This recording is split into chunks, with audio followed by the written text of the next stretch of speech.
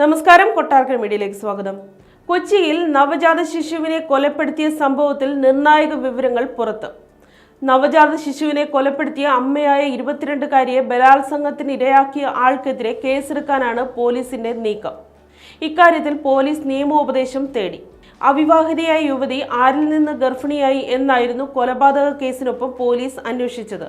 തൃശൂർ സ്വദേശിയായ നർത്തകനിൽ നിന്നാണ് ഗർഭിണിയായതെന്നാണ് യുവതി പോലീസിന് നൽകിയ മൊഴി. ഇൻസ്റ്റഗ്രാമിൽ യുവതി റീലുകൾ ചെയ്തിരുന്നു. അങ്ങനെയാണ് യുവാവുമായി ഇൻസ്റ്റഗ്രാമിലൂടെ പരിചയത്തിലായത്.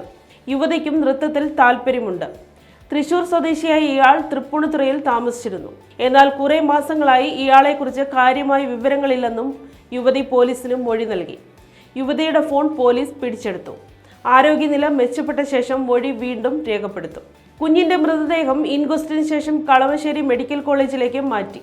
പിതാവെന്ന് പറയുന്നയാൾ അറസ്റ്റിലായാൽ DNA ടെസ്റ്റ് നടത്താനായി കുഞ്ഞിന്റെ സ്പെസിമെൻ ശേഖരിക്കും.